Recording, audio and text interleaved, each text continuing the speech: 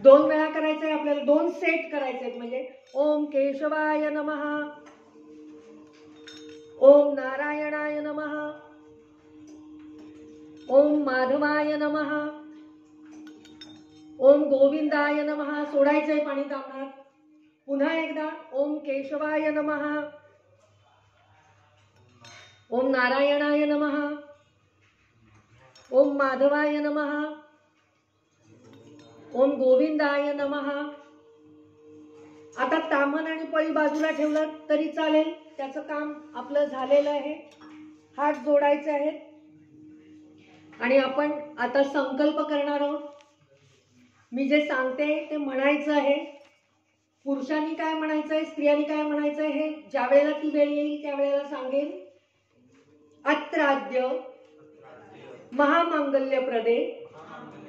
मासोत्तमे मासे मार्गशीर्ष मासे शुक्ल पक्षे त्रयोदश्यां तिथौ. सूर्य उगवला त्यावेळी त्रयोदशी होती. 7:45 नंतर चतुर्दशी म्हणजे प्रदोष लागतोय, त्यामुळे आपल्याला संधी काल मिळतोय दोन्ही तिथींचा. त्यामुळे हा अतिशय उत्तम असा काल आहे आपल्यासाठी रुद्रपठणासाठी. त्यामुळे आपण म्हणणार आहोत चतुर्दश्यां तिथौ सिद्ध योगे तैतील गरज करणे. आज शुक्रवार आहे, त्याला भृगुवासर असं म्हटलं जातं. त्यामुळे भृगुवासरे श्री काशी विश्वनाथ कृपा प्राप्त्यर्थे अहम.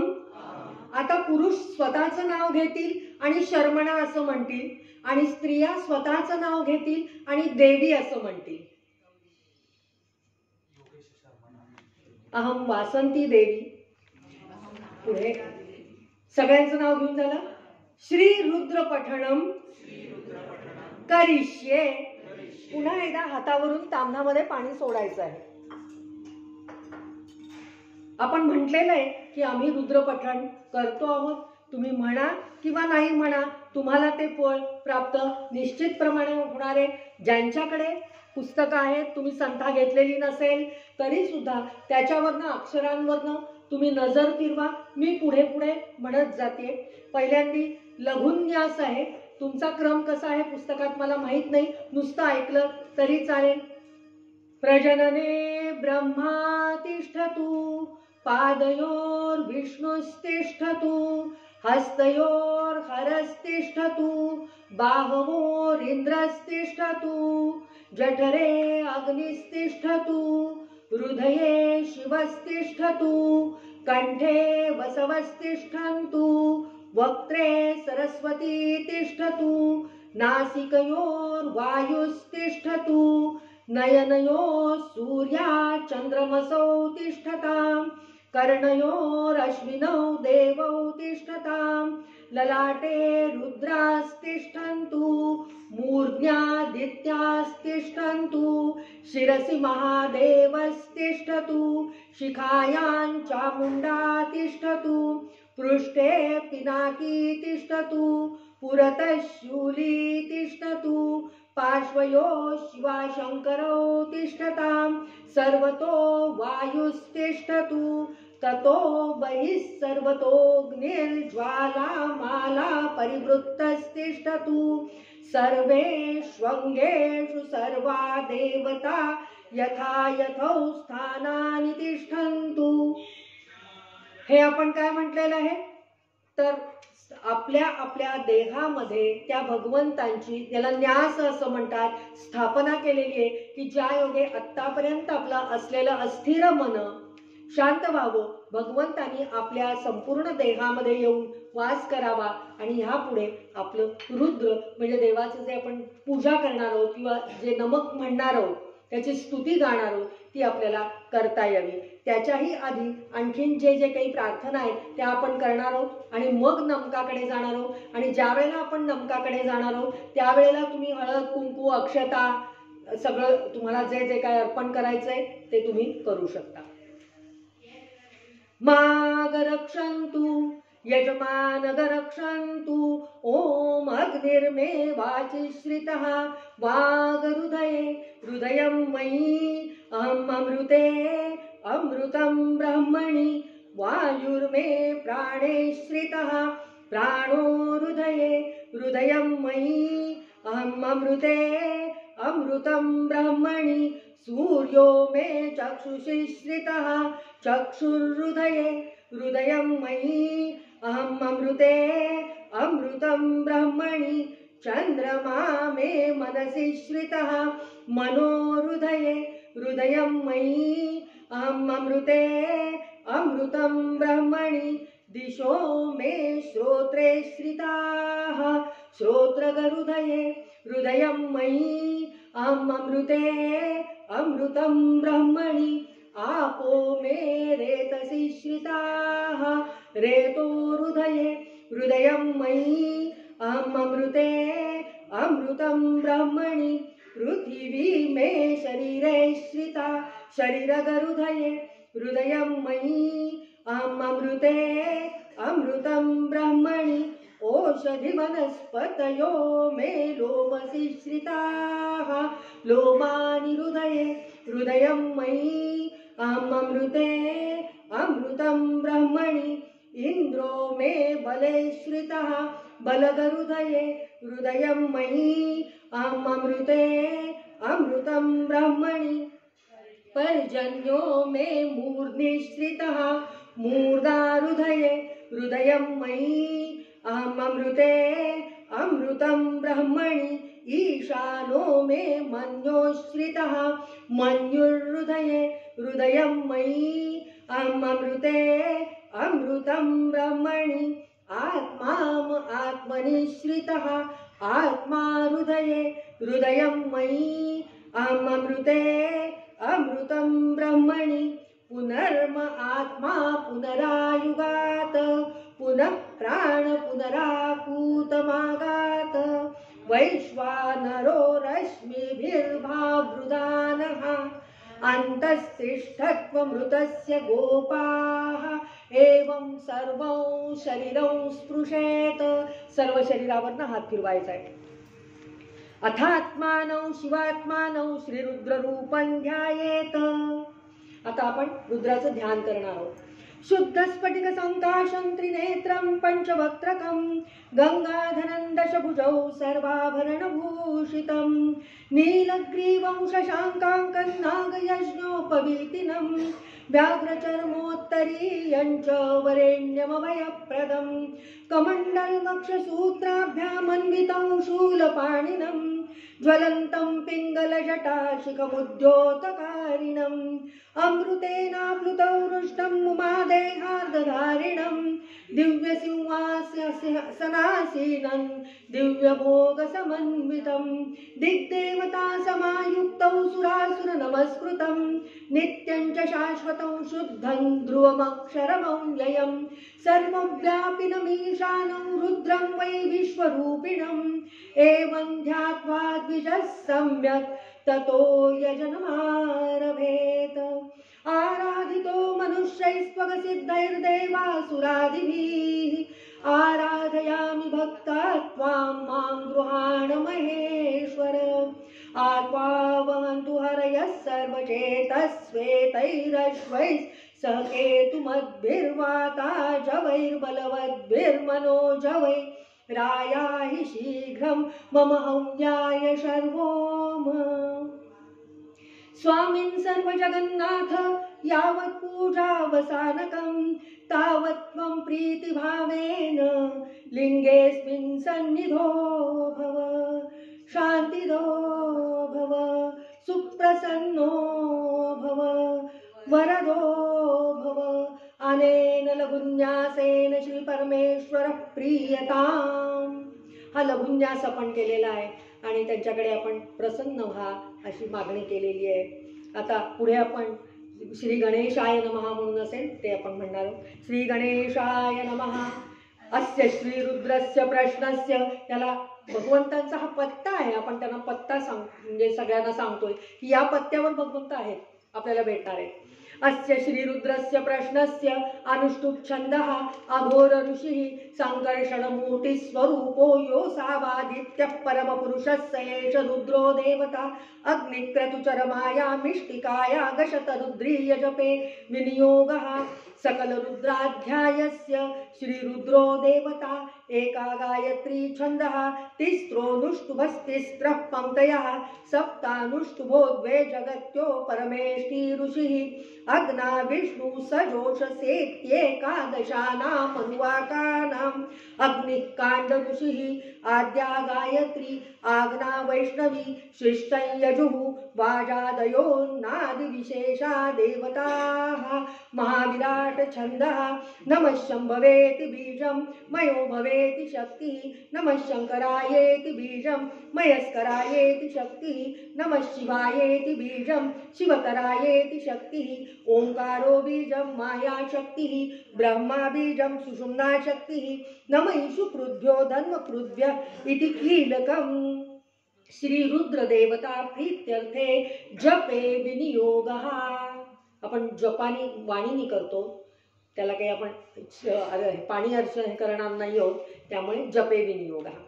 आता पुढे हा शांती मंत्र आहे की सगळ्यांना शांती लाभो असं भगवंतांना आपण विनंती केलेली आहे की आम्ही वचन देतोय आपण भगवंतांना की मी कसं वागणार आहे काय बोलणार आहे किती गोडी माझ्या वागण्यात बोलण्यात असणार आहे हे आपण वचन आत्ता भगवंतांना देतोय त्यामुळे हे वचन लक्षात ठेवायचे. हरि ओम इडा देवहुर्मनुर्यज्ञनिर् बृहस्पतिरुक्था मदानि षदसि षद्विश्वे देवासूक्तवाच पृथिवीमातर्मामाहिगसीर् मधुमनिष्ये मधुजनिष्ये मधुवक्ष्यामि मधुवदिष्यामि मधुमतीं देवेभ्यो वाचमुद्यासगशुश्रूषेण्यां मनुष्येभ्यः सम्मा देवा अवन्तु शोभायै पितरोनुमदन्तु. ओम शांती शांती शांती. आपण त्यांना वचन दिलेलं आहे की मी गोड बोलीन गोड ऐकीन गोड पाहीन सगळं माझं आचरण आहार विहार हे सगळं गोड असेल हे त्यांना वचन दिलंय. आणि आता आपण त्यांची स्तुती करणार आहोत. यावेळेला तुम्ही सगळेजण इथे शिवलिंग करून आणलेलं आहे मृत्तिकेचं तुम्ही उठल्यानंतर त्याला अक्षता हळद कुंकू फूल तुम्हाला काय व्हायचं ते वाहू शकता. प्रत्यक्ष आपण आता नमकाला सुरुवात करतोय. ओम नमस्ते रुद्रमन्यवौ तोतैषवे नमः नमस्ते अस्तु धन्वने बाहुभ्यां मुतते नमः यातैषु शिवतमा शिवं बभूवते धनुः शिवा शरभ्या यातवतया नो रुद्रमृडया याते रुद्रशिवा तनुरघोरा पापकाशिनी तया नस्तनुवा शन्तमया गिरिशन्ताभिचाकशीः यामि शृङ्गिरिशन्तहस्ते विवर्षस्तवे श्रीवाङ्गिरित्रतां कुरुमाहिगसि पुरुषं जगत शिवेन वचसा त्वा गिरिशाच्छा वदामसि यथा नः सर्वमिज्जगदयक्ष्मगसुमना असत अध्यवोचदधिवक्ता प्रथमो दैव्योऽभिषक अहीगश्च सर्वान् जम्भयन् सर्वाश्च यातु धान्यः असौ यस्ताम्रो अरुणौ तबभ्रुसुमङ्गलः ये चेमागरुद्रा अभितो दीक्षात् श्रिताः सहस्रशो वैशागहेड ईमहे असौ यो वसर्पति नीलग्रीवो विलोहितः उतैनं गोपा अदृशन्नदृशन्नुदभार्यः उतैनौ विश्वा भूतानि सदृष्टो मृडयातिनः नमो अस्तु नीलग्रीवाय सहस्राक्षाय मीडुषे अथो ये अस्य सत्त्वानो हन्तेभ्यो करन्नमः प्रमुञ्च धन्वनस्त्वमुभयोराग्नि योर्जाम याश्च ते हस्तैषवः पराता भगवो वपा अवतत्य धनुस्वगसहस्राक्षते शुधे निशीर्य शल्यानां मुखा शिवो नः सुमना भव विच्छन्दनुः कपर्दिनो विशल्यो बाणवाग उता अनेशन्नस्येषव आभुरस्य निषङ्गति याते हेतिर्मीडुष्टमहस्ते बभूवते धनुः तयास्मान् विश्वतस्त्वमयक्ष्मया परिभुजा नमस्ते अस्त्वायुधानाय तताय धृष्णवे उभाभ्यां मुतते नमो बाहुभ्यां तव धन्वने परिते धन्वनो हेतिरस्मान् धृणक्तु विश्वतः अतो य ईषुधिस्तवारे अस्मन्निधेयितम्। नमो हिरण्यबाहवे सेनान्ये दिशांच पतये नमो नमो वृक्षेभ्यो हरिकेशेभ्यो पशूनां पतये नमो नमः सस्पिञ्जराय त्विषीमते पथीनां पतये नमो नमो बभ्लुषाय दिव्यादिने नानां पतये नमो नमो हरिकेशायोपवीतिने पुष्टानां पतये नमो नमो भवस्य हेत्यै जगतां पतये नमो नमो रुद्राय तथाविने क्षेत्राणां पतये नमो नमः सूताय अन्त्याय वनानां पतये नमो नमो रोहिताय स्तपतये वृक्षाणां पतये नमो नमो मन्त्रिणे वाणिजाय कक्षाणां पतये नमो नमो भुवन्तये वारिवस्मृताय औषधीनां पतये नमो नमो उच्चैर्घोषाय क्रन्दयते पत्नीनां पतये नमो नमः कृत्स्नभीताय धावते सत्त्वनां पतये नमः नमः सहमानाय निव्याधिन आव्याधिनीनां पतये नमो नमः ककुभाय निषङ्गिणे स्तेनानां पतये नमो नमो निषङ्गिणैषु विमते तस्कराणां पतये नमो नमो वञ्चते परिवञ्चते स्थायूनां पतये नमो नमो निचेरवे परिचराय रण्यानां पतये नमो नमः सुखादिभ्यो जिगागसद्भ्यो मुष्णतां पतये नमो नमो सिमद्भ्यो नक्तञ्चरद्भ्यः प्रकृन्तानां पतये नमो नमः उष्णीषिणे गिरिचराय कुलुञ्चानां पतये नमो नमः शिशुमद्भ्यो धन्वादिभ्यश्च वो नमो नमः आतन्वानेभ्यः प्रतिदधानेभ्यश्च वो नमो नमः आयच्छद्भ्यो विसृजद्भ्यश्च वो नमो नमोऽस्यद्भ्यो विद्यद्भ्यश्च वो नमो नमः आसीनेभ्यः शयानेभ्यश्च वो नमो नमः स्वपद्भ्यो जाग्रद्भ्यश्च वो नमो नमस्तिष्ठद्भ्यो धावद्भ्यश्च वो नमो नमः सभाभ्यः सभापतिभ्यश्च वो नमो नमो अश्वेभ्यो स्वपतिभ्यश्च वो नमः नमः आव्याधिनीभ्यो विविध्यन्तीभ्यश्च वो नमो नमो गणाभ्यस्तृगहतिभ्यश्च वो नमो नमो वृत्सेभ्यो वृत्सपतिभ्यश्च वो नमो नमो व्रातेभ्यो व्रातपतिभ्यश्च वो नमो नमो गणेभ्यो गणपतिभ्यश्च वो नमो नमो विरूपेभ्यो विश्वरूपेभ्यश्च वो नमो नमो महद्भ्यः क्षुल्लकेभ्यश्च वो नमो नमो रतिभ्यो रतेभ्यश्च वो नमो नमो रथेभ्यो रथपतिभ्यश्च वो नमो नमः सेनानिभ्यश्च वो नमो नमः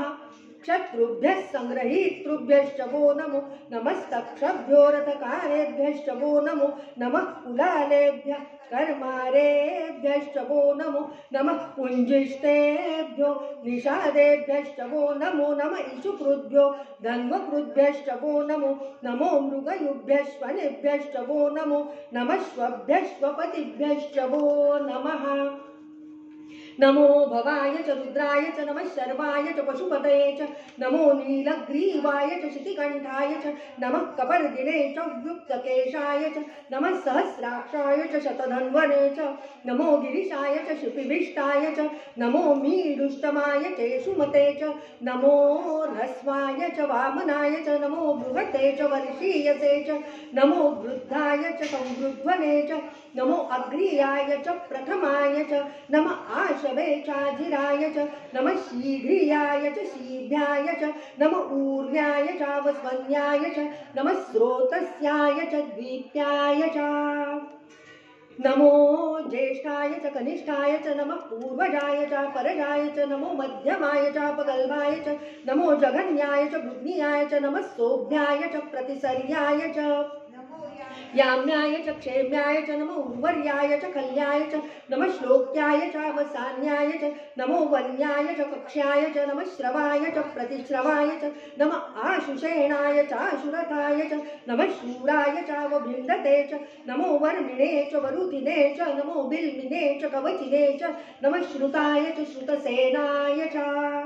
नमो दुन्दुभ्याय च अवनन्याय च नमो दृष्णवे च प्रमृषाय च नमो दूताय च प्रहिताय च नमो निषङ्गिणे चेषुधिमते च नमस्तीक्ष्णे शवे चायुधिने च नमः स्वायुधाय च सुधन्वने च नमः श्रुत्याय च पथ्याय च नमः काट्याय च नीत्याय च नमः सूर्याय च सरस्याय च नमो नाद्याय च वैशन्ताय च नमः कूप्याय च वट्याय च नमो वर्ष्याय च वर्षाय च नमो मेघ्याय च विद्युत्याय च नमः ईध्रियाय च तप्याय च नमो वात्याय च रेश्मियाय च नमो वास्तव्याय च वास्तुपाय च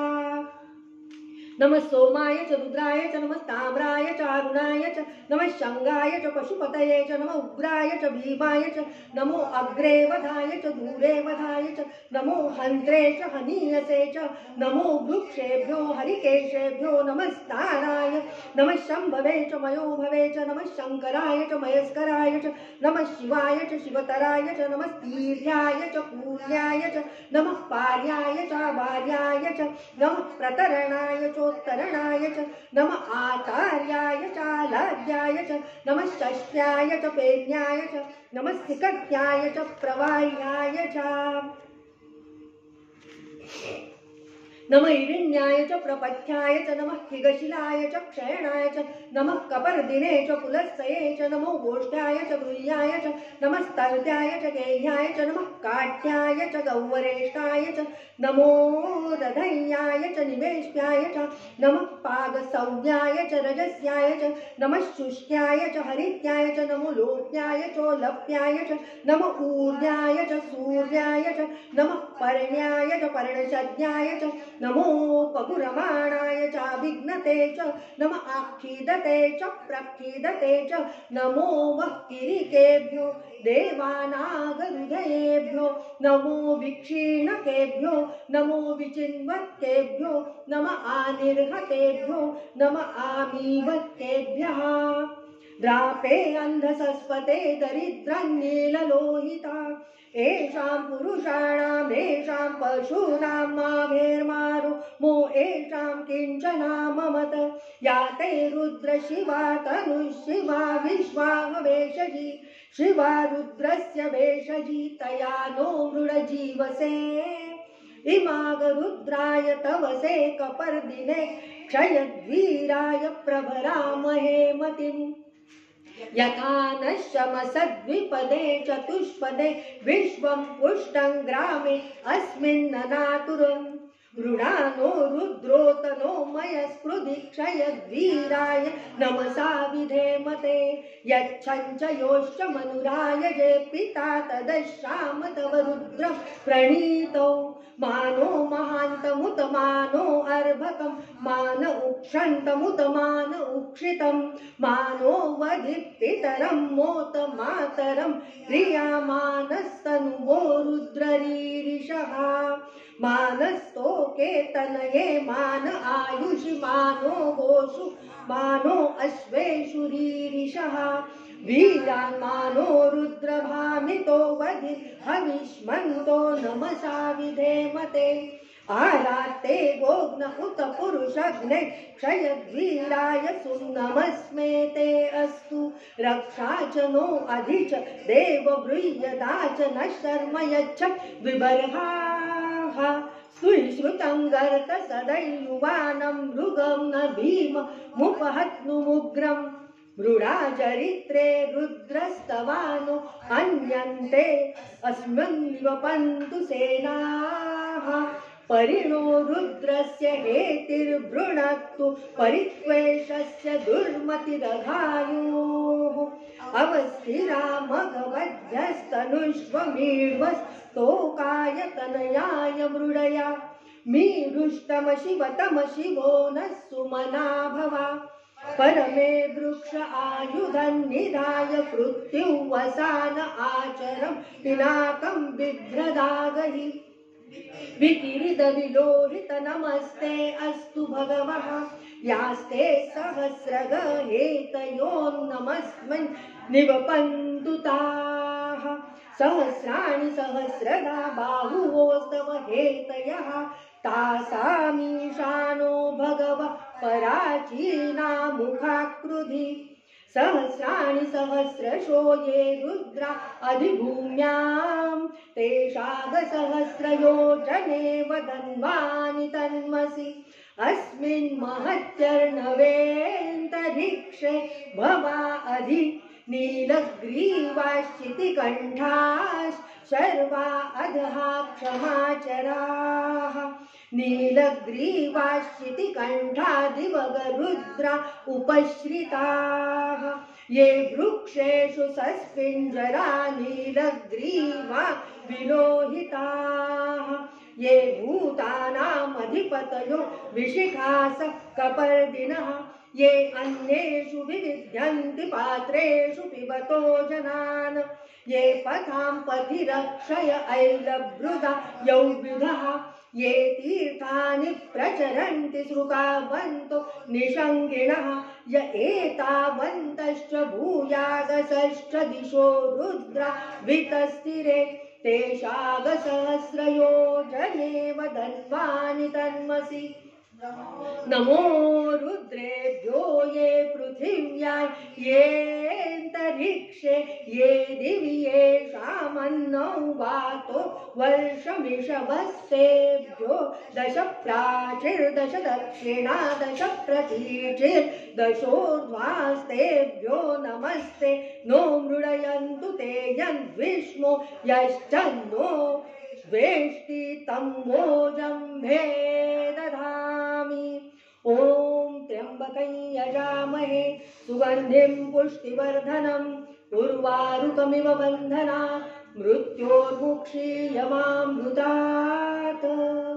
आता आपण चमकाकडे वळतो. नमस्कार करून झालेला आहे भगवंतांना. आता आपण आपल्या मागण्या भगवंतांच्या पुढे ठेवतो. ओम अग्ना विष्णु सजोष सेमा वर्धन्तु वांगिरः द्युम्नैर्वाजे विरागतं वाजश्च मे प्रसवश्च मे प्रयतिश्च मे प्रथितिश्च मे धीतिश्च मे क्रतुश्च मे स्वरश्च मे श्लोकश्च मे श्रावश्च मे श्रुतिश्च मे ज्योतिश्च मे सुवश्च मे प्राणश्च मे पानश्च मे व्यानश्च मे सुश्च मे चित्तञ्च म आधीतञ्च मे वाक्च मे मनश्च मे चक्षुश्च मे श्रोत्रञ्च मे दक्षश्च मे बलञ्च ओजश्च मे सहश्च मे आयुश्च मे जराच मे आत्मा च मे तनुश्च मे शर्म च मे वर्म च मे गानि च मे स्थानि च मे परुगशी च मे शरीराणि च मे ज्येष्ठ्यंच मे आधिपत्यंच मे मन्युश्च मे भामश्च मे मश्च मे भश्च मे जयमा च मे महिमा च मे वरिमा च मे प्रतिमा च मे वर्ष्मा च मे द्राभुया च मे वृद्धंच मे वृद्धिश्च मे सत्यंच मे श्रद्धा च मे जगच्च मे धनंच मे विशिष्ट मे क्रीडा च मे मोदश्च मे जातंच मे जनिष्यमाणंच मे सूक्तंच मे सुकृतंच मे वित्तंच मे वेद्यंच मे भूतंच मे भविष्यच मे सुगंच मे सुपथंच मरुद्धंच मरुद्दिश्च मे क्लुप्तंच मे क्लुप्तिश्च मे मतिश्च मे सुमतिश्च मे शंच मे मयश्च मे प्रियंच मे नुकामश्च मे कामश्च मे सौमनसश्च मे भद्रंच मे श्रेयश्च मे वस्यश्च मे यशश्च मे भगश्च मे द्रविणंच मे यंता च मे धर्ता च मे क्षेमश्च मे धृतिश्च मे विश्वंच मे महश्च मे संविश्च मे ज्ञात्रंच मे सुश्च मे प्रसूश्च मे लयश्च मे ऋतंच मे मृतंच मे यक्ष्मंच मे नामयच्च मे जीवातुश्च मे दीर्घायुत्वंच मे नमित्रंच मे भयंच मे सुगंच मे शयनंच मे सुषाच मे सुदिनंच मे ऊर्च मे सुनृताच मे पयश्च मे रसश्च मे घृतंच मे मधुच मे सप्तिश्च मे सपीतिश्च मे कृषिश्च मे वृष्टिश्च मे जैत्र्यंच मे औद्भिद्यंच मे रयिश्च मे रायश्च मे पुष्टंच मे पुष्टिश्च मे विभुच मे प्रभुच मे बहुच मे भूयश्च मे पूर्णंच मे पूर्णतरंच मे क्षितिश्च मे कूयवाश्च मे नंच मे क्षुच्च मे व्रीहयश्च मे यवाश्च मे माशाश्च मे तिलाश्च मे मुद्गाश्च मे खल्वाश्च मे गोधूमाश्च मे मसुराश्च मे प्रियंगवश्च मे नवश्च मे श्यामाकाश्च मे नीवाराश्च मे अश्माच मे मृत्तिकाच मे गिरयश्च मे पर्वताश्च मे सिकताश्च मे वनस्पतयश्च मे हिरण्यञ्च मे यश्च मे सीसञ्च मे त्र्यपुश्च मे श्यामञ्च मे लोहञ्च मे ग्निश्च मापश्च मे विरुधश्च मे ओषधयश्च मे कृष्टपच्चञ्च मे ग्राम्याश्च मे पशव आरण्याश्च यज्ञेन कल्पन्तां वित्तञ्च मे वित्तिश्च मे भूतञ्च मे भूतिश्च मे वसुच मे वसतिश्च मे कर्मच मे शक्तिश्च मे अर्थश्च मे हेमश्च मे इतिश्च मे गतिश्च मे अग्निश्च मे इंद्रश्च मे सोमश्च मे इंद्रश्च मे सविता च मे इंद्रश्च मे सरस्वती च मे इंद्रश्च मे पूषा च मे इंद्रश्च मे बृहस्पतिश्च मे इंद्रश्च मे मित्रश्च मे इंद्रश्च मे वरुणश्च मे इंद्रश्च मे त्वष्टा च मे इंद्रश्च मे दाता च मे इंद्रश्च मे विष्णुश्च मे इंद्रश्च मे अश्विनौ च मे इंद्रश्च मे मरुतश्च मे इंद्रश्च मे विश्वे च मे देवा इंद्रश्च मे पृथिवी च मे इंद्रश्च मे अंतरिक्षं च मे इंद्रश्च मे द्यौश्च मे इंद्रश्च मे दिशश्च मे इंद्रश्च मे मूर्धा च मे इंद्रश्च मे प्रजापतिश्च मे इंद्रश्च मे अगशुश्च मे रश्मिश्च मे दाभ्यश्च मे धिपतिश्च मे उपागशुश्च मेन्तर्यामश्च महेन्द्रवायवश्च मे मैत्रा वरुणश्च मे अश्विनश्च मे प्रतिप्रस्थानश्च मे शुक्रश्च मे मंथी च मे आग्रयणश्च मे वैश्वदेवश्च मे ध्रुवश्च मे वैश्वानरश्च मे ऋतुग्रहाश्च मे तिग्राह्याश्च मे इन्द्राग्नश्च मे वैश्वदेवश्च मे मरुत्वतीयाश्च मे माहेन्द्रश्च मे आदित्यश्च मे सावित्रश्च मे सारस्वतश्च मे पौष्णश्च मे पात्नीवतश्च मे हारियोजनश्च मे इद्मश्च मे बर्हिश्च मे वेदिश्च मे धिष्णियाश्च मे स्त्रुषश्च मे चमसाश्च मे ग्रावाणश्च मे स्वरवश्च मे उपरवाश्च मे दिशवणे च मे द्रोणकलशश्च मे वायव्यानि च मे पूतभृच्च मे आदवनीयश्च मे आग्निध्रञ्च मे हविर्धानञ्च मे गृहाश्च मे सदश्च मे पुरोडाशाश्च मे पचताश्च मे बभ्रुतश्च मे स्वगाकारश्च मे अग्निश्च मगर्मश्च मे अर्कश्च मे सूर्यश्च मे प्राणश्च मे श्वमेधश्च मे पृथ्वी च मे दितिश्च मे दितिश्च मे द्यौश्च मे श्वक्वनिरङ्गुलयो दिशश्च मे यज्ञेन कल्पन्तामृक्ष मे सामच मे स्तोमश्च मे यजुश्च मे दीक्षा च मे तपश्च मे ऋतुश्च मे व्रतञ्च मे होरात्रयोर्वृष्ट्या बृहद्रथन्तरे च मे यज्ञेन कल्पेताम् गर्भाश्च मे वत्साश्च मे त्रविश्च मे त्रवी च मे दित्यवाच्च मे दित्यौहि च मे पंचाविश्च मे पंचावी च मे त्रिवत्सश्च मे त्रिवत्सा च मे तुर्यवाच्च मे तुर्यौहि च मे पष्टवाच्च मे पष्टौहि च मे उक्षा च मे वशा च मे ऋषभश्च मे वेगच्च मे नड्वाञ्च मे धेनुश्च मे आयुर्यज्ञेन कल्पताम् प्राणो यज्ञेन कल्पताम् अपानो यज्ञेन कल्पताम् व्यानो यज्ञेन कल्पताम् चक्षुर्यज्ञेन कल्पताम् गश्रोत्रं यज्ञेन कल्पताम् मनो यज्ञेन कल्पताम् वाग् यज्ञेन कल्पताम् आत्मा यज्ञेन कल्पताम् यज्ञो यज्ञेन कल्पताम् एका च मे तिस्रश्च मे पंच च मे सप्त च मे नव च मे एकादश च मे त्रयोदश च मे पंचदश च मे सप्तदश च मे नवदश च मे एकविंशतिश्च मे त्रयोविंशतिश्च मे पंचविंशतिश्च मे सप्तविंशतिश्च मे नवविंशतिश्च मे एकत्रिंशच्च मे त्रयस्त्रिंशच्च मे चतस्रश्च मे ष्टौ च मे द्वादश च मे षोडश च मे विंशतिश्च मे चतुर्विंशतिश्च मे ष्टाविंशतिश्च मे द्वात्रिंशच्च मे षट्त्रिंशच्च मे चत्वारिंशच्च मे चतुश्चत्वारिंशच्च मे ष्टाचत्वारिंशच्च मे वाजश्च प्रसवश्चापिजश्च क्रतुश्च सुवश्च मूर्धा चौव्यश्नियश्चान्त्या यनश्चान्त्यश्च भौवनश्च भुवनश्चाधिपतिश्च। पुन्हा एकदा शांती मंत्र जो सुरुवातीला आहे तो म्हणायचा आहे आपल्याला. नमक शमक आपल्याला झालेलं आहे. हरि ओम इडा देवहुर्मनुर्यज्ञनिर् बृहस्पतिरुक्था मदानि षगसि षद्विश्वे देवा सूक्तवाच पृथिवी मातर्माहि गसीर् मधुमनिष्ये मधुजनिष्ये मधुवक्ष्यामि मधुवदिष्यामि मधुमतीं देवेभ्यो वाचमुद्यासगशुश्रूषेण्यां मनुष्येभ्यस्तं मा देवा अवन्तु शोभायै पितरोनुमदन्तु। ओम शांती शांती शांती। आता रुद्रानंतर जो संपवण्यासाठी एक जो श्लोक आहे तो मी म्हणते। ओम तमुष्टुर्यस्मिषु सुदन्वायो विश्वस्य क्षयति भेषजस्य यक्ष्वामहे सौमनसाय रुद्रं नमो विदैवमसुरन् ध्रुवस्यैति रुद्राध्यायः। एक शिवसंकल्प सूक्त आहे, ते पण म्हणायचं असतं, ते आपण म्हणूया।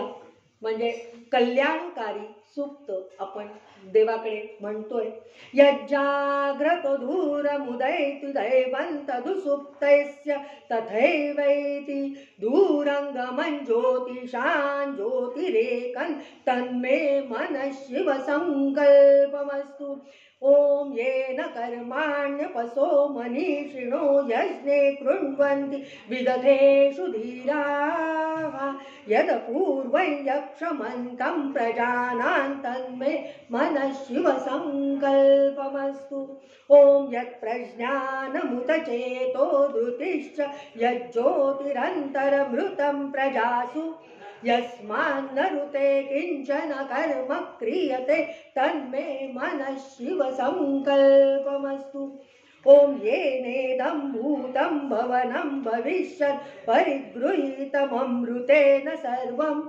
येन यज्ञस्त्रायते सप्तहोता तन्मे मनः शिवसङ्कल्पमस्तु। ओम यस्मिन् रुचः सामयजुगशि यस्मिन् प्रतिष्ठिता रथनाभा विवाराः यस्मिन् श्चिद्गत् सर्वमूतं प्रजानां तन्मे मनः शिवसङ्कल्पमस्तु। ओम सुषारथिरश्वानि वयन्मनुष्यान् नेनीयते भीषुभिर्वाजिन इव हृत्प्रतिष्ठै यदजिरय्यविष्टन् तन्मे मनः शिवसङ्कल्पमस्तु इति शिवसंकल्पमस्तु। हा आपण म्हटलेला व मनाने केलेला शिवसंकल्प चांगला संकल्प असा आहे। आणि ज्या वेळेला आपण रुद्र म्हणतो त्यावेळेला मोठ्या प्रमाणावर उष्णता निर्माण केली जाते आणि म्हणूनच रुद्रानंतर पुरुष सूक्त म्हटलं जातं, विष्णू सूक्त म्हटलं जातं, तेही आपण म्हणणार आहोत आणि त्यानंतर आपण थांबणार आहोत। श्री गणेशाय नमः। हरि ओम। सहस्रशीर्षा पुरुष सहस्राक्षस सहस्रपात सभूमि विश्वतो वृत्वात्यतिष्ठद्दशाङ्गुलं पुरुषे वेदं सर्वं यद्भूतं यच्च भव्यम् उतामृतत्वस्येषानो यदन्येनातिरोहति एतावानस्य महिमातो जायांश पुरुषः पादोस्य विश्वाभूतानि त्रिपादस्यां मृतं दिवि त्रिपादूर्ध्वोदय पुरुष पादोस्येहा भवत् पुनः ततो विश्वं व्यक्रामत् शासनान् शनेऽभि तस्माद् विराळ जायत विराजो अधिपुरुषः स जातो अत्यरिक्षत पश्चात् भूमिमथो पुरः यत्पुरुषेण हविषा देवा यज्ञमतन्वतां वसन्तो अस्यासीदाज्यं ग्रीष्म इद्म शरद्भविः तैयज्ञं बर्हिषि प्रोक्षन् पुरुषन् जातमग्रतः तेन देवा अयजन्त साध्या ऋषयश्च ये तस्मात् यज्ञात् सर्वहुत संभृतं पृषदाज्यं पशून्तांश्चक्रे वायव्यानारण्यान् ग्राम्याश्च ये तस्मात् यज्ञात् सर्वहुतरुचः सामानि जज्ञिरे छन्दांसि जज्ञिरे तस्मात् यजुस्तस्मात् अजायत तस्मादश्वा अजायन्त ये केचो भयादतः गावो जज्ञिरे तस्मात् जाता अजावयः यत्पुरुषौ व्यदधु व्यकल्पयन् मुखं किमस्य कौबाहु पादा उच्येते ब्राह्मणो मुखमासीत् बाहुराजन्यकृतः उरु तदस्य यद्वैश्य पद्भ्यां शूद्रो अजायत चन्द्रमा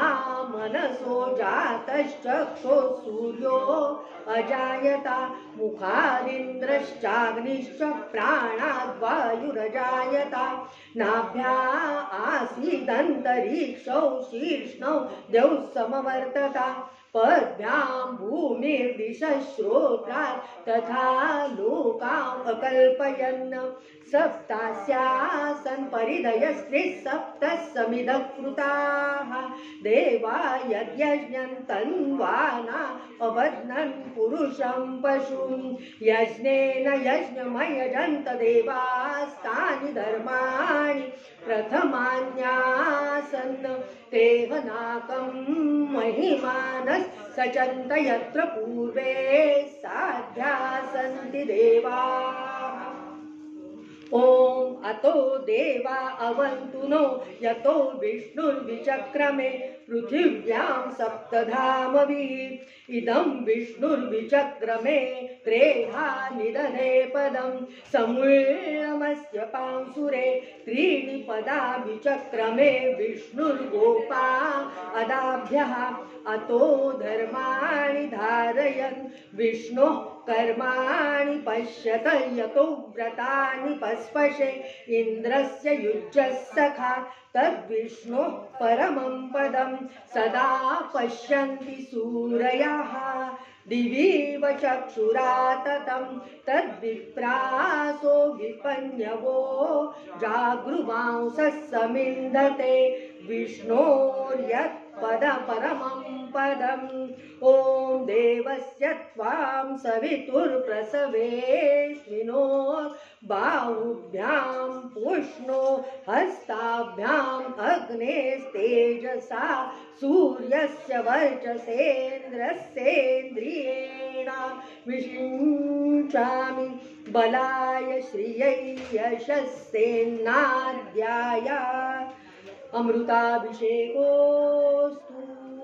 शांति पुष्टिस्तुष्टिश्चास्तु ॐ